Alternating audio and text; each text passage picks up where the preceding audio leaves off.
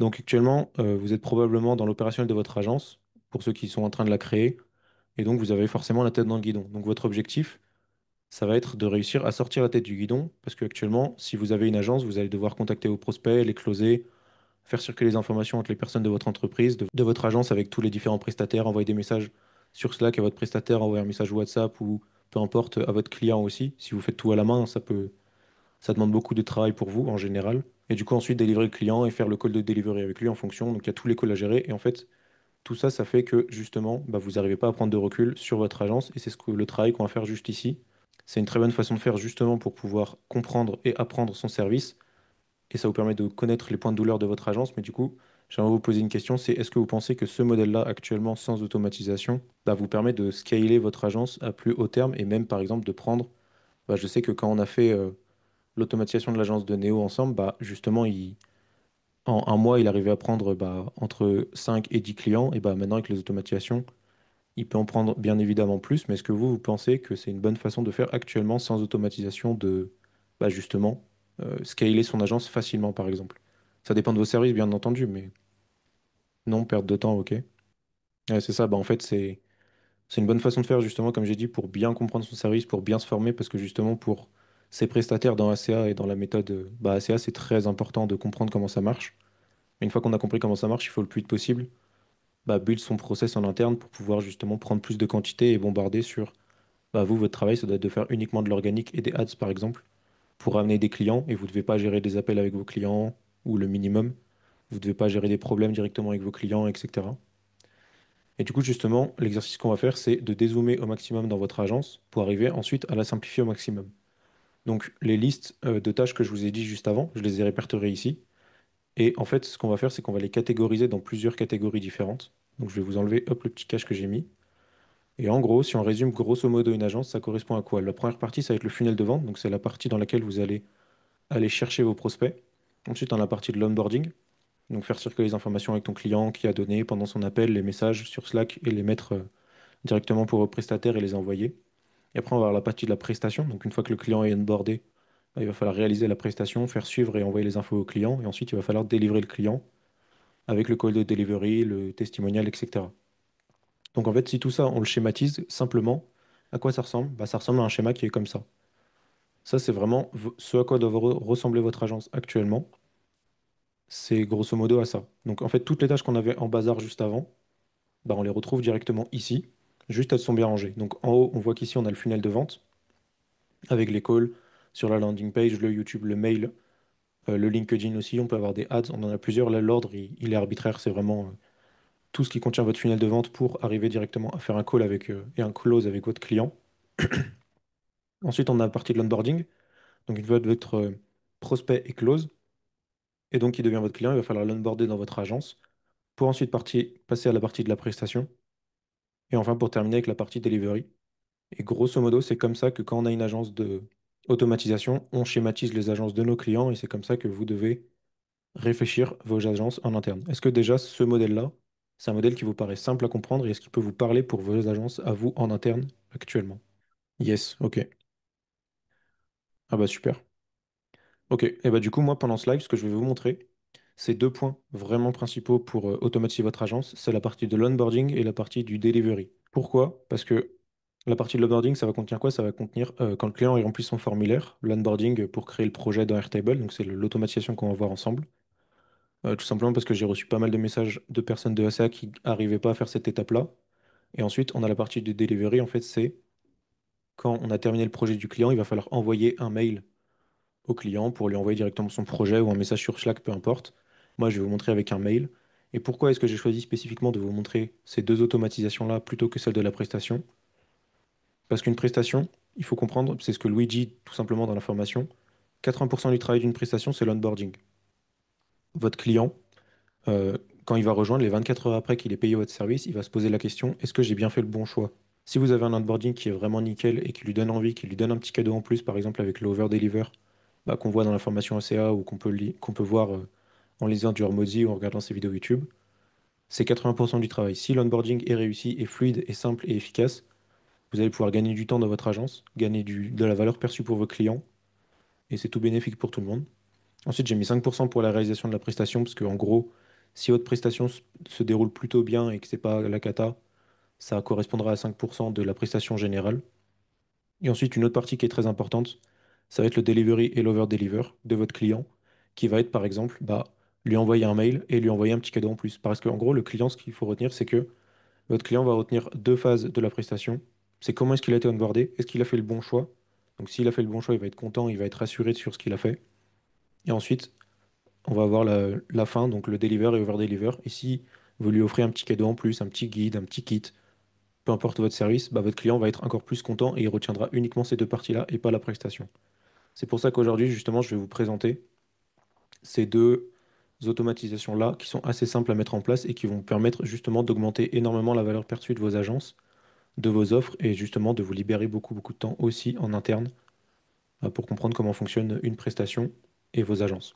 Est-ce que ça vous va si on fait ça pendant le live? Est-ce que ça vous semble quelque chose qui est pertinent pour vous?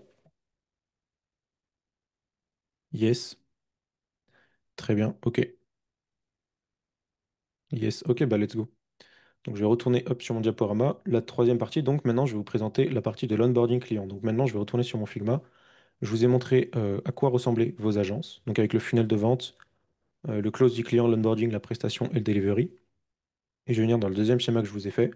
Et ce qu'on va faire maintenant, c'est zoomer dans la partie de l'onboarding. Parce qu'en fait, là, ce qu'on a fait, le travail qu'on a fait, c'est on a commencé par lister absolument toutes les tâches qui étaient nécessaires dans votre agence. Je l'ai fait de façon grossière, mais c'était pour vous illustrer et de comprendre comment ça fonctionnait. Une fois qu'on a fait ça, on les a catégorisées en plusieurs types de tâches, donc funnel de vente, onboarding, prestation, delivery.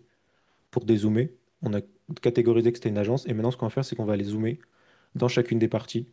Et donc la première partie, c'est la partie de l'onboarding.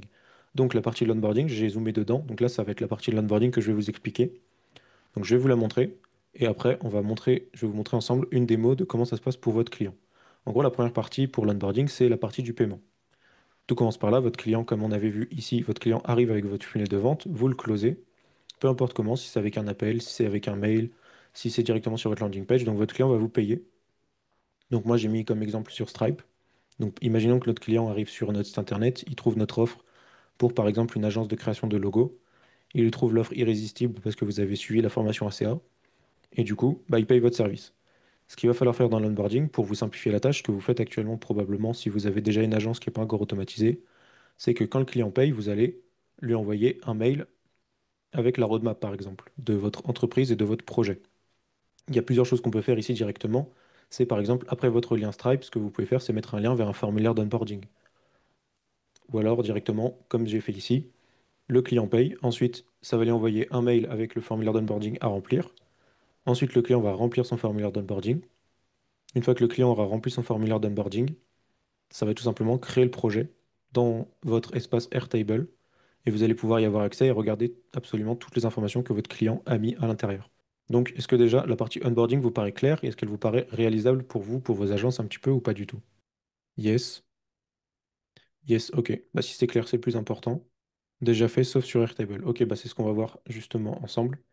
En gros, notre point de départ à nous, ça va être la partie du formulaire d'onboarding. Donc, je vais retourner sur mon formulaire ici d'onboarding que je vous ai préparé. Donc, en gros, j'ai créé un formulaire type pour une agence qui est style ACA, donc agence de création de logo, j'ai fait. Et en gros, on va demander plusieurs informations à notre client. Le formulaire, j'ai décomposé en deux parties. La première partie, c'est la partie de l'entreprise. Non, j'utilise pas Typeform, je suis avec Fillout. Pourquoi? Tout simplement parce que c'est un petit peu plus simple à utiliser et c'est gratuit aussi. Et dans mes automatisations, j'utilise, mais globalement, pour vous, c'est la même chose. Donc, en gros, il y a deux parties dans le formulaire. C'est la partie information de votre entreprise et la partie information du projet du client. L'information de l'entreprise, c'est les infos que votre client va renseigner directement. Et après, là, c'est toutes les informations sur le projet. Donc, c'est comme ça que j'ai décomposé un formulaire. On aurait pu mettre dans l'autre sens, peu importe. Là, c'est en fonction de vos préférences. Et une fois que votre client aura rempli directement son formulaire, ça va démarrer une automatisation Make qu'on va voir juste après ici et qui va vous permettre tout simplement d'ajouter votre client et votre projet directement dans votre base de données Airtable que je vais vous présenter après. Donc, ce que je vais faire, c'est que je vais commencer hop, par remplir mon formulaire d'onboarding. Je vais faire commencer. Quel est le nom? jinfrastructure.io par exemple, mon nom, bravo, Camilo, mon numéro de téléphone. Hop, mon adresse mail là, je vais mettre ma vraie adresse mail ici pour qu'on puisse recevoir le mail justement. Quel est le site de votre entreprise? Du coup là, je vais mettre theinfrastructure.io. Quel est le slogan de votre entreprise? Donc le moi, c'est automatiser votre agence en 48 heures. Décrivez votre entreprise en quelques... Et son activité, bah, du coup, moi, c'est une formation. Quelle est votre cible? Agence digitale. En gros, là, c'est des informations qui me permettent, moi, et pour vous directement, par la suite, pour pouvoir créer le logo du client. Là, c'est un formulaire de test que j'ai fait. Et justement, on pourra le personnaliser après. Donc, trois mots qui décrivent votre entreprise, c'est simple, rapide, efficace. OK, suivant. Pourquoi souhaitez-vous refaire un logo pour ma plateforme, par exemple? Quels sont les objectifs de votre logo? Renforcer mon image de marque. Avez-vous des idées du style? Je veux un logo typographique. Quelle émotion? Sérieux. Avez-vous des exemples? Moi, j'aime bien le logo de Nike. Y a-t-il des couleurs que vous souhaitez? Bah, je vais mettre du noir, par exemple. Y a-t-il des couleurs que vous souhaitez éviter? Non. Avez-vous un style? Bah, je veux un style typographique comme ça. Y a-t-il des éléments que vous ne voulez surtout pas avoir dans votre logo? Non. OK. Maintenant, je vais venir terminer mon formulaire. Et qu'est-ce qui va se passer ensuite? Bah, on peut aller de rendre directement dans notre espace Airtable, hop, ou dans Make avant pour aller voir ce qui s'y passe. Et là, on voit que mon scénario Make est en train de s'exécuter. Je vais vous l'expliquer juste après. Pas de panique, il peut faire peur, mais c'est complètement normal. Donc là, qu'est-ce qui s'est passé un petit peu dans mon formulaire, dans mon scénario Make, c'est que le client a rempli directement. On a imaginé que j'ai déjà payé. Le client a rempli le formulaire d'onboarding et ça va créer le projet directement dans la base Airtable. Donc là, ce que ça a fait, c'est que le premier élément est venu chercher mon formulaire et maintenant, il m'a créé le projet. Donc, on va aller voir directement ici. Et là, on voit qu'une ligne vient de s'ajouter. Je vais pouvoir supprimer mes trois premiers projets parce que pour l'exemple, ils ne servent à rien. Je vais m'ajouter en tant que responsable et on voit qu'ici, ça va créer un nouveau projet avec le résumé du projet. Contexte d'infrastructure est une entreprise spécialisée dans les informations simples, rapides, efficaces pour les agences digitales, slogan, automatiser votre agence. En gros, qu'est-ce qui s'est passé? C'est que toutes les informations que j'ai renseignées tout simplement dans mon formulaire fill out ont été mis directement ici dans ce champ pour un résumé pour moi et pour mon équipe. Et ce que ça a fait aussi, c'est que ça a créé le même résumé en anglais pour mes prestataires. Donc là, c'est cool parce que si vous avez des prestataires qui ne sont pas français, bah, ils vont pouvoir quand même comprendre comment ça se passe ici. Et normalement, si on va voir ici dans la base de données client, pareil, je vais pouvoir supprimer les deux premiers. Ça m'a créé le client avec les informations directement du client ici. Donc ça, c'est cool avec le projet directement lié.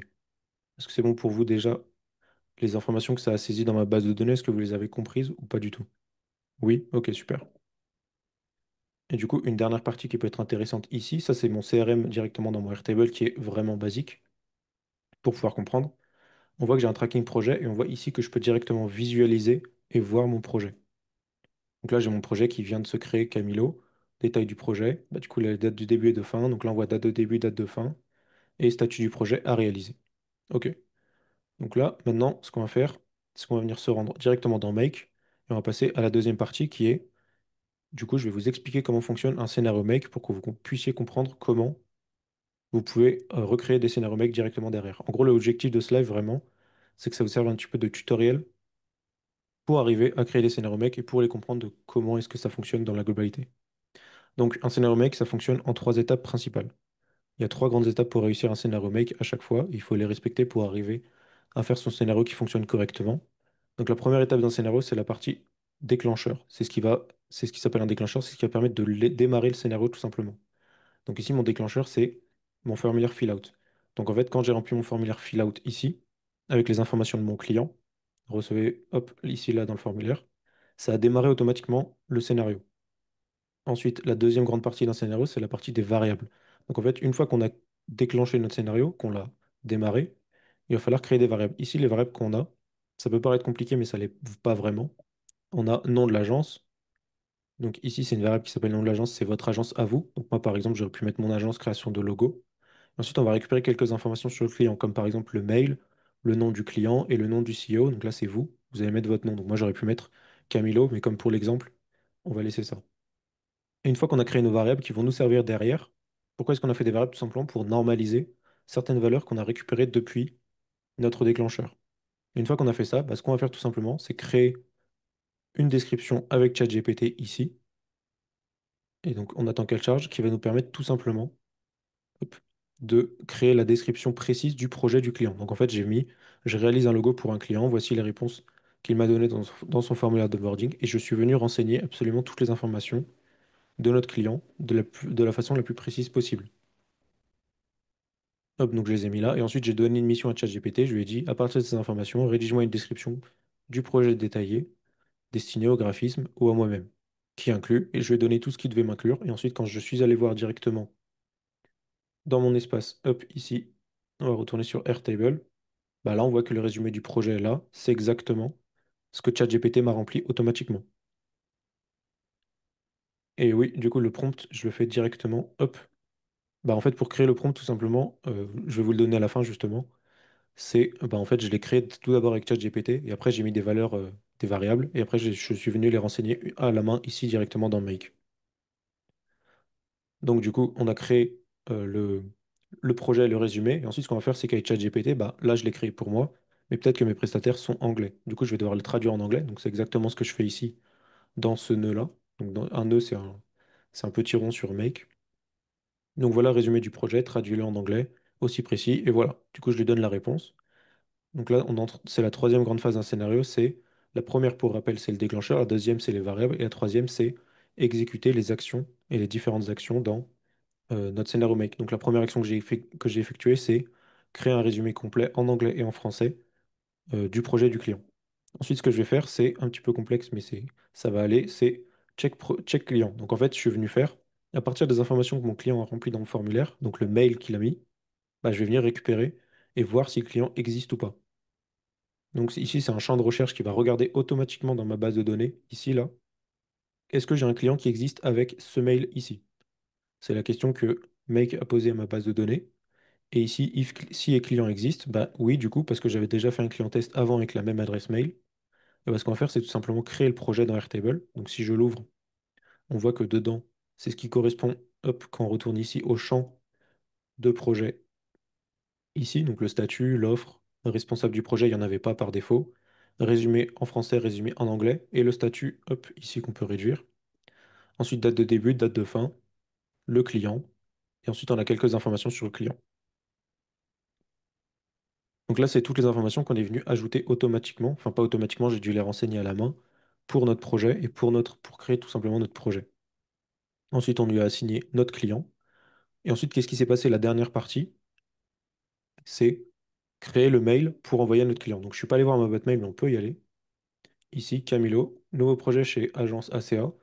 Hello Camilo, merci pour ta confiance renouvelée. Parce que j'étais déjà client, donc ça m'a envoyé un mail spécifique pour ça, justement. Comme toujours, nous sommes là pour t'accompagner tout au long de la prestation. Voilà les prochaines étapes à suivre.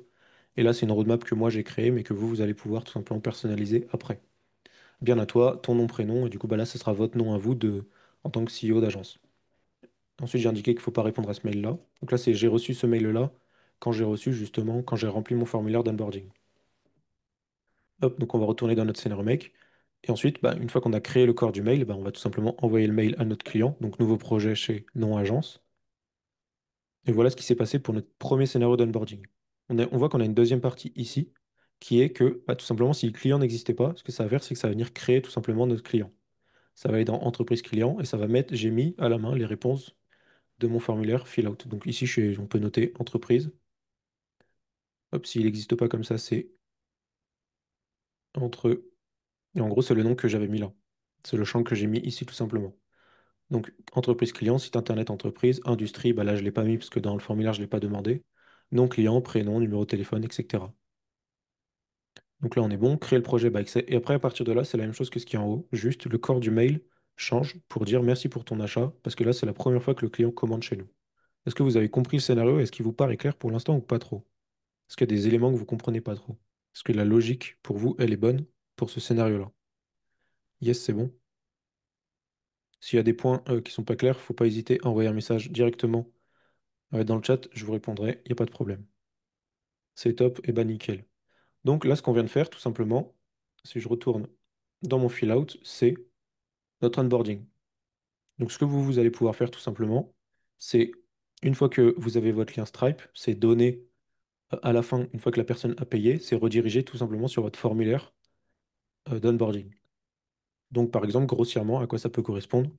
Ce que je vais venir faire, hop, pour vous, tac, je vais copier ça et je vais le mettre là. Tac, tac, tac, ça on va le mettre là. Hop, le texte on va le prendre. En gros, là actuellement, c'est plus comme ça que ça s'est passé. Le client a payé, ça lui a envoyé le formulaire d'onboarding. Il a rempli le formulaire d'onboarding, ça lui a envoyé un mail. Et en même temps, ça a créé le projet du client dans ma base de données Airtable. Donc, on a fini avec la partie de l'onboarding du client. Et grâce à ça, notre client, il paye, il fait son formulaire d'onboarding. Et juste après, il reçoit un mail qui est personnalisé pour lui, qui lui indique que le projet a bien été pris en compte et qu'on est déjà en train de le commencer. Donc, c'est top. On va pouvoir passer à la deuxième partie des explications et du tutoriel qui est délivrer le client. Donc, maintenant qu'on a vu comment est-ce qu'on l'onboard, maintenant, il va falloir qu'on zoome justement sur la deuxième partie de ton agence et de votre agence qui est délivrer le client. Parce que là, on a fait 80% du travail de votre agence qui était de l'onboarder. Maintenant, on va réaliser le projet du client. Et une fois qu'on l'aura réalisé, on va tout simplement lui envoyer. Donc là, au niveau de vous, de votre agence, c'est assez simple. Ici, dans les interfaces, vous avez l'interface de votre entreprise sur votre Airtable. Donc là, c'est l'interface vraiment assez simple que j'ai fait. Ici, par exemple, on voit que j'ai pas de résumé euh, directement ici. Donc je vais l'ajouter. Et oui, c'est totalement possible de faire la même chose avec Notion. Donc ici, hop, et on va le mettre ici, par exemple, résumé projet FR. Et là, paf, ça nous ajoute tout notre résumé automatiquement. Donc là, j'ai juste modifié l'interface Airtable rapidement. Et en gros, là, on a le détail du projet, date de début, date de fin, statut à réaliser. Et là, on a tout le résumé du projet. Je peux encore venir modifier mon interface ici pour mettre ce champ-là en tant que modifiable. Je le publie. Je vais un peu vite, mais c'est parce qu'on n'a pas beaucoup de temps. Mais c'est pas grave. S'il y a des questions, faut pas hésiter. Et au pire, vous pourrez m'envoyer un message sur Discord, j'y répondrai avec plaisir. Donc ici, par exemple, on va dire que le projet est en cours. Je suis en train de réaliser le projet. Je peux tenir à jour les tâches en mettant des petits points. Par exemple, le logo a été créé. Ensuite, du coup, il faut faire le brand book. Une fois que le brand book a été fait, on a envoyé, on l'a fait valider au client. Et ensuite, maintenant, ce qu'on va devoir faire, la dernière étape, c'est délivrer le client. Ouais, ouais, le replay il va aider. Et du coup, justement, là, maintenant, ce qu'on va faire, c'est envoyer le projet au client. Donc, je vais appuyer sur ce bouton-là et on va voir ce qui va se passer. On voit que ça m'a ouvert une page et ça a mis Accepted. Donc là, c'est un petit peu bizarre. On ne comprend pas pourquoi on a ça, mais quand on va venir voir tout simplement dans les automatisations Make, je vais revenir en arrière et je vais aller dans mon nouveau scénario, mon scénario numéro 2, qui était pour la partie Delivery. Et là, on voit que j'ai un scénario qui s'est exécuté. Et qu'est-ce qu'il a fait? Du coup, j'ai repris les trois grandes phases de mon scénario Make, qui étaient le déclencheur. Ici, le déclencheur, c'était pas mon formulaire fill-out, c'était quand j'appuyais sur mon bouton dans Airtable. Et quand j'ai appuyé sur mon bouton, j'ai créé des variables. Les variables que j'ai créées, c'est le projet ID, le formulaire de testimonial et le nom de mon agence, enfin le nom de moi en tant que CEO de mon agence. Ensuite, j'ai récupéré le projet dans mon Airtable, j'ai récupéré le client, et si le client existait, je lui ai envoyé un mail pour lui dire que son projet était terminé. Et maintenant, normalement, si on va tout simplement dans les mails, Hello, ton logo est arrivé, super, ton logo est prêt, tu trouveras en pièce jointe les zips avec toutes les informations qui contient. Et là, pourquoi est-ce qu'on n'a rien directement ici? Parce que, hop, il fallait que dans notre Airtable ici, on n'avait pas de données à mettre, on n'avait pas aucun projet à donner. Donc ce que je vais venir faire, hop, je vais compresser un dossier sur mon ordinateur et je vais le mettre là. Et je vais réessayer d'exécuter, on va voir ce qui se passe. Tac, du coup, je vais tout simplement appuyer ici, accepter. Ok, c'est super. Et est-ce que j'ai reçu un nouveau mail? Oui, j'ai reçu un nouveau mail. Et là, on voit que j'ai le lien. Et en gros, du coup, c'est le dernier mail que ça va envoyer à votre client avec son projet. Donc là, pour moi, ici, c'est mon logo. Et je lui ai envoyé aussi, très important, le lien du formulaire de testimonial. Donc si on appuie ici, ça m'ouvre le formulaire de testimonial pour l'agence ACA, donc de logo. Et ici, je peux tout simplement venir noter la prestation, comment est-ce qu'elle s'est déroulée. Donc là, je mets top. Je fais suivant. Et pour utiliser le nom d'accord, oui. Et voilà, mon retour sur le formulaire de testimonial a bien été pris en compte. Et yes, je vais vous montrer le scénario juste maintenant. Je vais vous montrer. Donc là, c'est comment est-ce que ça fonctionne pour votre client et pour vous en interne de tout simplement, quand on valide le projet d'un client dans les interfaces sur votre Airtable, tout simplement. Hop, quand on va par exemple ici, projet, j'ai appuyé sur envoyer le projet au client et ça a réalisé cette action-là. Donc maintenant, ce qu'on va faire, c'est qu'on va zoomer dans le scénario make ici. Donc là, on voit que le déclencheur, ça s'appelle un webhook. Donc en fait, c'est une URL. Et quand je vais aller sur cette URL-là, ça va exécuter le scénario. Une fois que c'est fait, je vais créer les variables. Les variables que j'ai créées, c'est project ID. Donc c'est quand j'ai appelé mon URL, je lui ai donné un ID, ça correspond au projet que j'ai fait, et je vais lui dire, bah, parce que je peux pas lui dire directement ouvrir l'URL et envoie, parce que sinon, mec, il ne saura pas à quel projet envoyer et à quel client il faut que j'envoie les données. Donc maintenant, j'ai mon formulaire de testimonial aussi, donc là, c'est un lien que j'ai mis de mon formulaire fill-out. Et après, j'ai nom CEO agence, donc là, c'est moi, ton nom, prénom, que tu vas pouvoir mettre. Récupérer le projet, bah, du coup, ici, c'est un champ de recherche qui va venir récupérer l'ID qu'on lui a donné ici. Donc, si c'est pas très clair pour vous, je vais retourner ici, dans ma base de données, et ici, dans mon champ, on voit que je lui ai mis mon URL de mon webhook, donc de mon déclencheur make, et je vais ajouter un petit champ ici qui s'appelle projet-id et qui correspond à la ligne, qui correspond à cette ligne-là et qui va contenir toutes les informations du projet de mon client. Donc quand je retourne ici dans mon scénario make, bah, c'est exactement ça. Ça équivaut à justement toute la ligne de mon Airtable. Et c'est ce qu'on va aller chercher avec ce champ-là. Récupérer le projet, on va aller chercher la ligne dans mon Airtable. Donc maintenant, si le projet existe, donc là c'est un champ qui contient une condition qui veut dire si ça existe, et bah dans le projet, on avait vu que dans mon Airtable, à la fin, j'avais un client. Bah, il faut regarder s'il y a un client qui existe parce que le client va nous permettre de récupérer le mail et de pouvoir lui envoyer le mail de delivery. Donc là, je récupère le client, donc je récupère tout simplement hop, la ligne qui correspond à ce client-là. Et après, bah, du coup, si mon client existe, je vais pouvoir lui créer le mail. Donc ton nouveau logo est prêt, tu trouveras la pièce jointe ici en zip.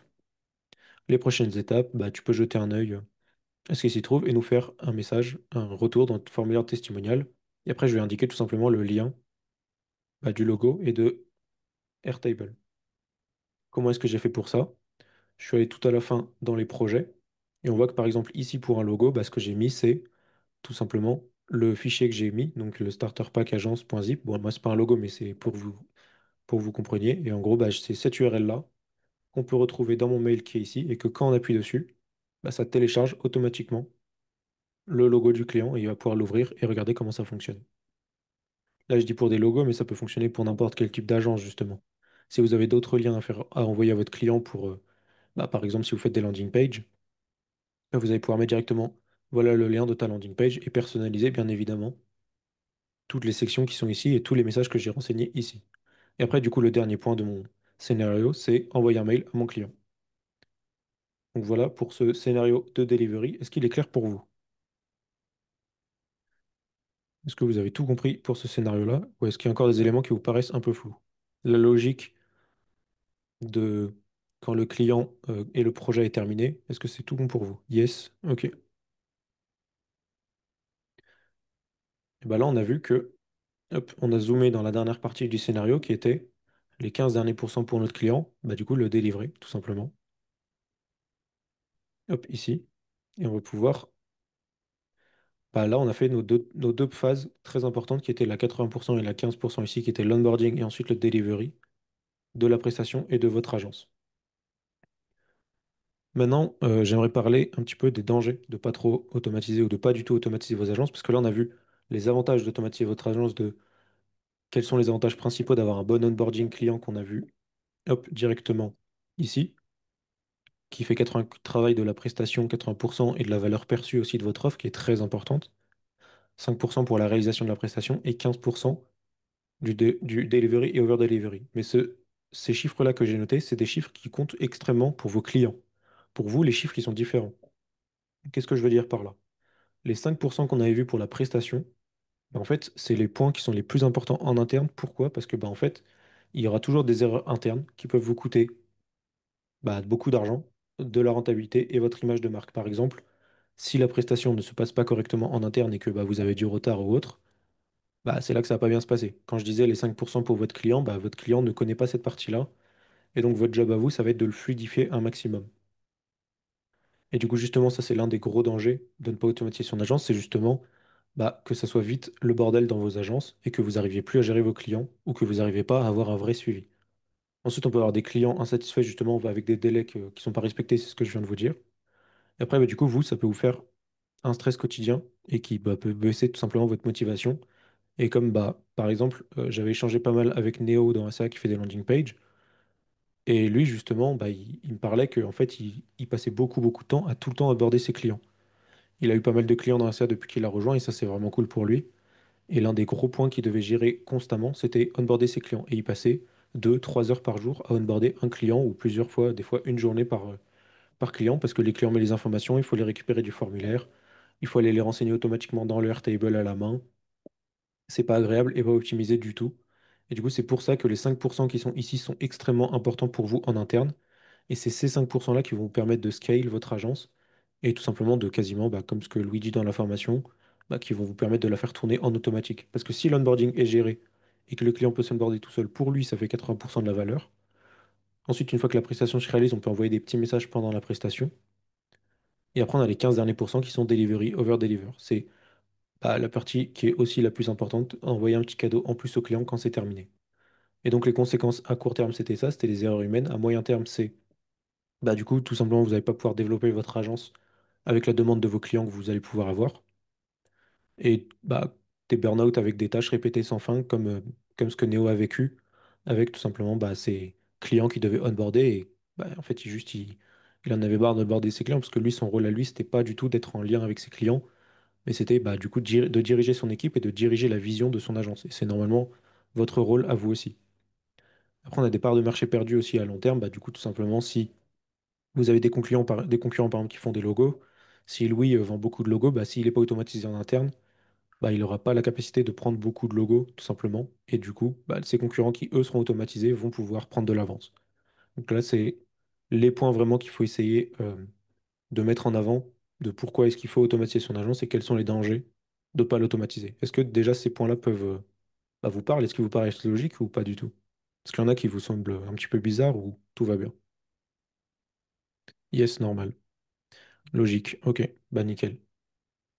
Et bah du coup, maintenant, la solution, c'est quoi? C'est ce que je vous ai expliqué justement en même temps que je vous présentais les dangers de ne pas automatiser vos agences. C'est automatiser vos agences le plus rapidement possible. Pour ça, il va falloir avoir un bon onboarding client. Donc, c'est ce que je vous ai montré comment faire pour avoir un bon onboarding client de façon assez simple pour avoir 80% de la valeur de votre offre. Hop, ensuite, il faut avoir un bon suivi projet pour vous en interne pour pas vous perdre et pour pas faire n'importe quoi avec vos équipes. Et après, il faut avoir un bon delivery et over-deliver pour votre client. Donc ça, c'est vraiment les 3 points. C'est vraiment ce que je vous ai montré dans le schéma qui était juste avant. Ici, c'est les 3 points les plus importants de vos agences et qu'il faut maximiser. En interne, si vous voulez scale, la seule solution, c'est ça. Si ces 3 points-là, si ces 3 points de douleur sont fluides et qui peuvent tourner quasiment en automatique, votre seule préoccupation par la suite, ça sera funnel de vente, ads, organique, peu importe, et vous allez pouvoir amener beaucoup, beaucoup de trafic ici. Et si ça bloque en bas, bah, c'est pas bon du tout. Votre objectif à vous, c'est de libérer un maximum d'espace ici pour plus que ça bloque et pour que vous puissiez prendre des clients en automatique et que ça tourne tout seul, bah, sans que vous ayez rien à faire en gros. Et vous, bien évidemment, vous aurez toujours des choses à faire avec vos prestataires. Et du coup, pour ça, va falloir que vous mettiez en place simplement et rapidement bah, du coup, des automatisations. Donc, c'est ce que je vous ai présenté pendant le live. Donc, c'est justement le but de ce live-là. Avec la rediffusion, vous allez pouvoir justement suivre un petit peu plus étape par étape les différentes étapes que je vous ai données pour refaire directement les scénarios et le Airtable.